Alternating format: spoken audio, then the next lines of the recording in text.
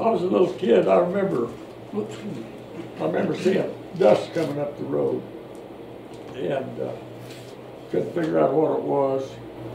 Anyways, it got closer and closer, and it was my mother's two brother-in-laws, and they was driving an old Model T car, and I guess at one time it had been a touring car. They took all the back off it. It had the hood and the motor. It had a box on the back of it. And Model T. And they said I had to be 3 or 4 years old. And the folks said, "Oh, you." I said, "Yeah, I do too," because they took all the mattresses off the beds and drug them outside, and they ripped them all open. And them old mattress covers was black and white striped. That they called it ticking material. Anyways, they put all their mattresses in them deals and blowed them up, fluffed them up, and blowed them back in these new bags and put them back on the beds. And man, they were sick. Before there was just a hole right in the middle where you'd been laying. Yeah, was it feather beds, Henry, or what was they stuffed with? Cotton. Cotton. Pure the old cotton. Well, my grandmother had old feather beds back east, you know. And it'd be the same way. You'd sleep in that bed, and they'd put so damn many quilts on you overnight you couldn't turn over. Yeah. And she'd take them old irons. Did I see an old iron around here? Them old flat irons, and put them in a sock and throw them in the foot of the bed. That's right. Keep your feet warm. That's right. There's no heat in the bedroom.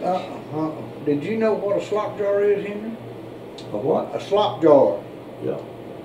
You know, that's the common name. They call them what's the fancy name, Henry? Chamber pots. Chamber pots. I know what a chamber pot is. Yeah. Blizzard can. You went when we couldn't go outside. You'd go there. That's right. And we'd carry the slop out to the pigs. Yeah. And Papa was always mix corn, you know, to feed them all too. That's right. We had an old sow that got to catching chickens and eating them. And she'd kill them. Yeah. Pig and eat. And my little brother, we was probably 5 or 9 years old. I don't know, not very big. But anyways, we'd get one on each side and we'd carry that slop bucket out to the pigs.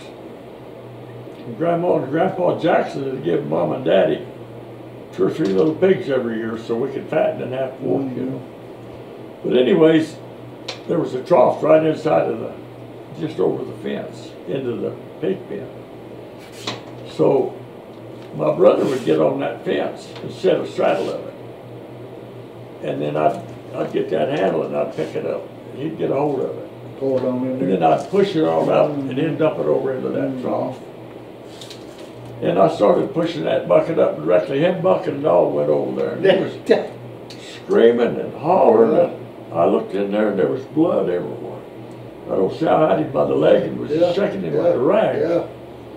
And he was screaming and hollering and she was shaking him, and I made a run from the house and something stopped me. I made 4 or 5 steps and I turned around and went back. And Papa had an old shovel with the handle broke out of it, handle about that long. And I grabbed that shovel and bailed over in there with my brother. And I went to beating on that old sow, and she just kept squealing and kept shaking him. He just kept bleeding. And directly I turned it over on its edge and I punched her eye out. Knocked her eye plumb out. It was out on the side of her head. And she turned him loose and he beat me to the house. Imagine. He got out of that pen before I could. Yeah. And that's the end of that old sow. But if I'd have went on to the house and got Papa, she'd have killed him. Yeah. And sure enough, you can put a body in hogs and they'll eat the whole. Well, I know Webby Altman was a cow or horse or something that died. He'd drag it out in the hog lot, pig pasture, let them eat it. I never did think that was very smart because they found Ellis O'Willet laying out there. Some of his bones was all that was left. Because he lives up around Des Moines in Mexico. They found him out there in the pig pen where he had a, I don't know if a hog had just grabbed him or he had a stroke. Nobody knows. But anyways, they found him out there. How old was you then, Henry? You remember? You what? How old was you? Well, I'd have probably been 7, 8 years old. I don't know. I was old enough to know not that if I left, something made me stay there. Yeah, You know. yeah. I don't know. I just. Good Lord or something. What about, what's your next? I remember in the 40s. What about baths, Henry? About what? Everybody had to bathe. Oh yeah. I remember. Yeah, I remember back in. It'd been in the 40s. I'd have been a little shit, but we had no heat in the bedrooms. That's right. We had a heater in the middle of the living room, Mm-hmm. and then we had the cook stove Mm-hmm. to heat water on. Yeah. And Cooked on. I remember lots of times heating water on the stove and pouring it in these tubs, you know. Number, what, 10-foot tub? I don't know what size tubs it was. They was big around, but they'd heat that water in the middle of the living room floor, right against that Stove? and 2 or 3 of us would get in there and bathe till the water got. That old water was hard. They'd get a scum on us. Yeah. And then have to dump it out and 2 or 3 more and bathe and get in there, and then But the girls, the girls got clean water. they're true. Yeah. Well, that's the way it's true. But anyways, that's the way we done it. And then I remember we was all ready to go. We all got ready to go with my little brother Go where? to Christmas, Okay. to the play at school. And Papa got the old car, it was up on the hill there, and he brought the battery in and warmed it in a pan of water. And then he'd prime it and roll it off that hill and get it started. Because it sat there for 2 or 3 weeks or a month, you know, without running. Battery, All ready to go, and my little brother went backing up to that tub and complained. Golly. They had all of his Sunday clothes on and everything. And then my little brother too, I remember, we didn't have no water in the corral. And when we'd come in horseback, we'd have to water, well, we'd get the milk out, water them, put them in the corral. Yeah. Water the horses, put them up for the night. And next People don't morning, know if you had a night horse, you'd lead him out and water him. That's right. Horses drink twice a day. But anyways, morning and night, and if you water them that time, they're good.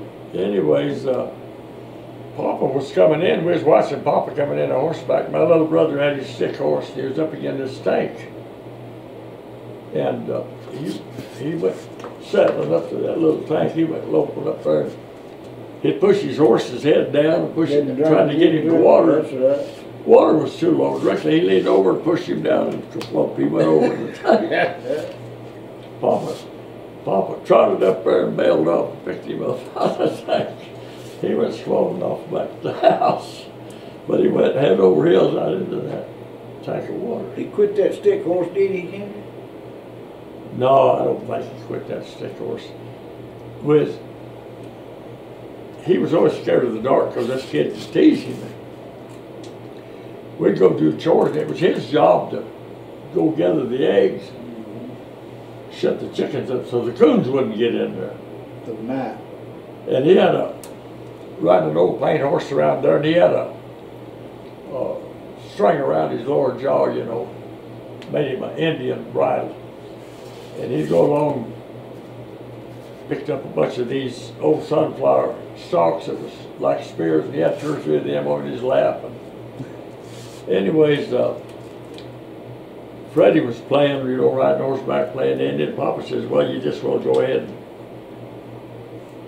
gather the eggs for your little brother. I said, okay. So I started off down there. Directly, I heard him coming wide open on that old paint horse down there to close the chickens. And just before he got to the chicken house, I just threw my hat in that old horse's face and jumped out and went like that.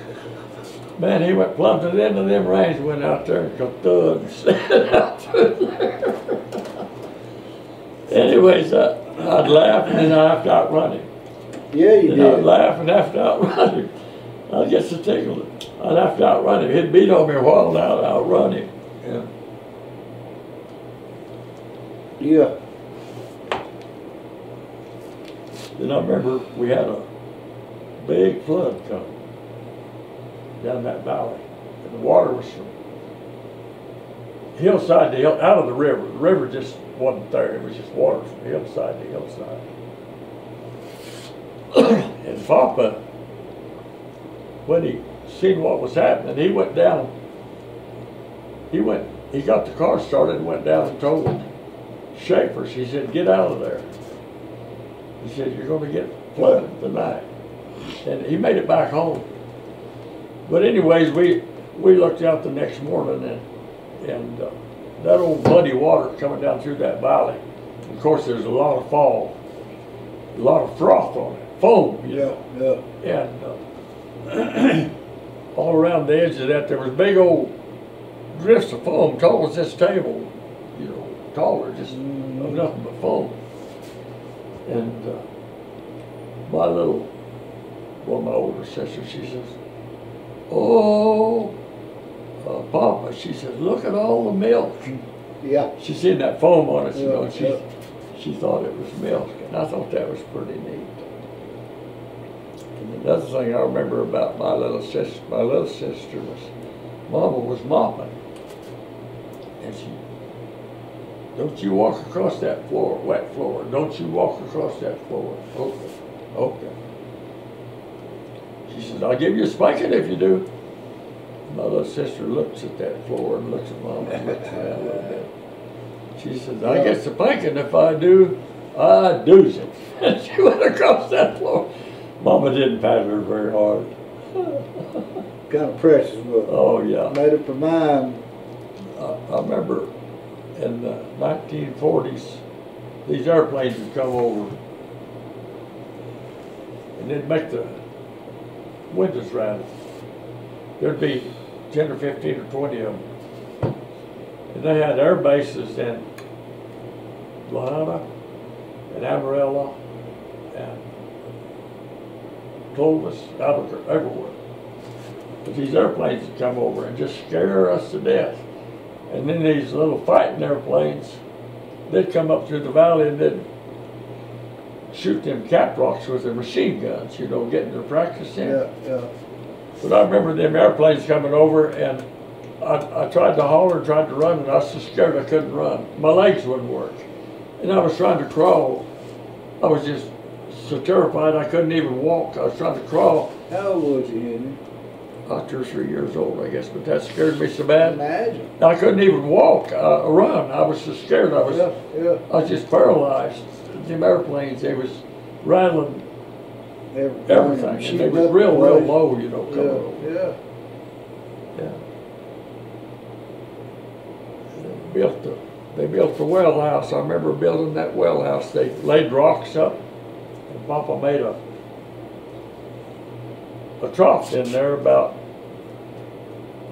3 foot off the ground, 4 foot off the ground, and he brought the water from the windmill into this little building, and then he built this trough there. And on one end it was about this deep, and on the other end it was about this deep.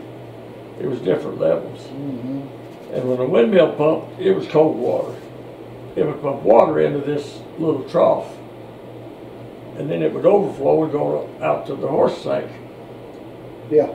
For the water of the cattle and, of course, the garden. And anyways, that was, they laid the rocks on up, laid the rocks on up, laid the rocks on up, and then they got some big old heavy timbers, posts, you know, pine posts, laid across the top. Mm-hmm. And then they put cedar fence posts across it best they could. Mm-hmm.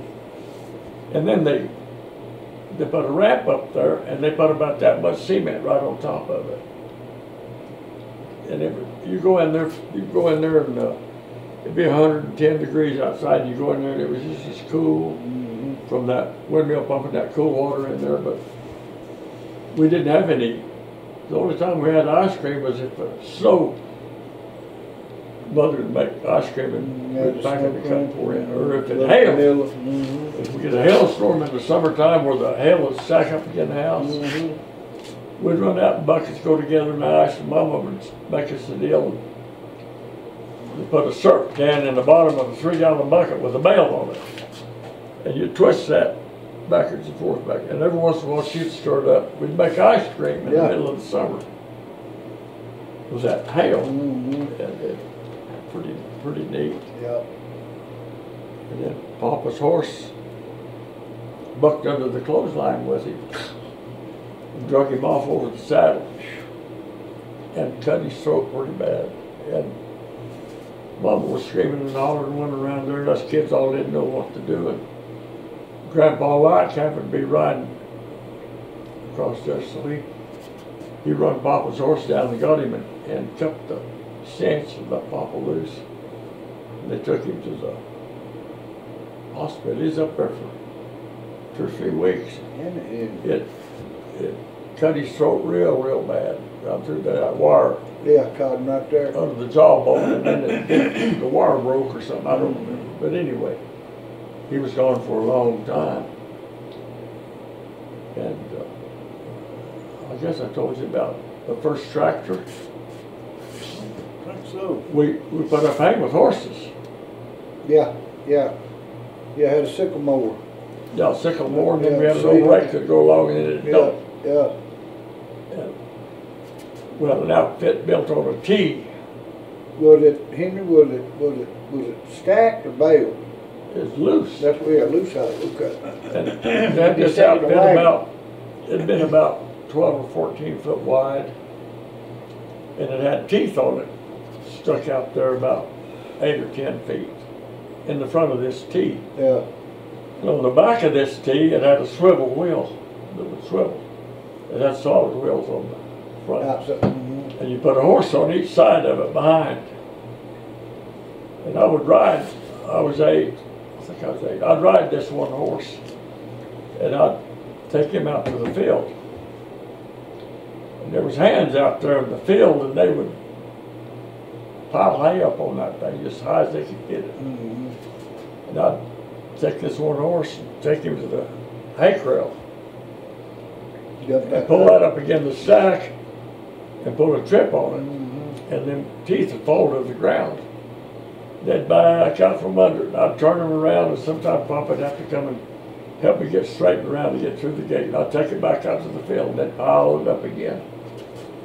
Did you use pitchforks, Henry, or? Pitchforks all the way. Yeah. And then he got a wagon and built a box on it to where it come on out 3 or 4 foot over the wagon box with a frame on it, and he put hog wire around the outside edge of it.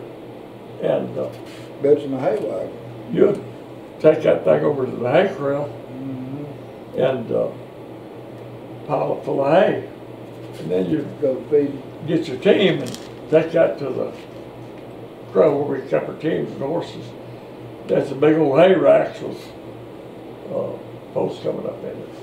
What kind of horses y'all using? What they're the ranch horses or? Ranch horses and teams. Yeah. Well, I mean, them teams, was they big horses or? Yeah, they weighed 16. Yeah, golly. That's huge. Yeah. But anyways, were they Percherons or just crossbred horses or what? Some of them, they'd have everything in them, Percheron and different things. Big, you know, you just use whatever you had. Yeah, oh yeah. But anyways, you take that wagon to the corral and pull it up to that feeder. Okay, it's a long ways from the far side of that wagon back up to the feeder. So we take the hay and pitch it off, and that get most of the hay off on one side. So me and my brother, we got pretty smart. So we clicked to the team and made a circle out there. We're going to bring that wagon back and put that high side on the other side so we didn't have to pitch it so far. We got it off out there about 25 or 30 foot from the hay bunk, that big old hay bunk. And the wagon turned over. Oh God! we had to piss that all that hay back over. And put it in the feeder, you know. Didn't think maybe to wait out before we made that turn. Do what? Didn't think to even to wait out before we made that turn. Well, when the front wheels turned, Yeah. I put all the weight, they Yeah, just mhm. boom. Yep. So we got educated pretty quick there. Man, that's right. It don't take much of that to educate you. It don't. Oh, we had so many good times. I remember that old house was rock and plastered, and inside, folks was always eating their butts out about pulling the plaster out of them sinkholes, you know, because mice and everything. Yeah, Anyways, everything. I remember real plain. I told Mom, I said, "There's a snake in there." "Oh, there ain't no snake in there." I said, "Yeah, there is too." I said, "He's sticking his tongue out." She said, "Oh, you're just imagining things." She went in there and looked. She said, "Oh, you're just imagining things." Anyways, after a while, our neighbors from down the valley come over, the Talkins, and they was visiting and went out to the garden and come back in the house. And Ronnie, he was the oldest boy. He was sister's age, I guess. And we had a record player. You wind it up with a crank, put that thing on there, and it played the Big Rock Candy Mountain and all that kind of stuff. Golly dog. But it was making a buzzing noise, and he kept listening to that buzzing noise, something was buzzing. Pretty soon Mama come in the house, and oh boy, she screamed and grabbed him and threw him out the door. And went and got the hoe or shovel or something, and she killed him. There was a rattlesnake coiled up right under that. No. He'd come in, I'd seen him in that wall there, but they wouldn't believe that it was, but I could see his tongue sticking out. Yeah. Right in the house. Dang, And I'd gone too. we had all They kinds know. of good memories. Well, go ahead with some of them. Yeah, just, I can't remember all of them. Well, you mentioned Christmas a while ago. Did y'all decorate up? Well, no, not so much decorate up. We'd go Get a tree? go to the schoolhouse for everything, and then Papa would get blocks of wood, and we had our cars, make them out of, most of our stuff was made. Sure. There wasn't much stuff bought because there wasn't no money. That's right. Well, then nobody had no money then. And we was, get pretty good with that.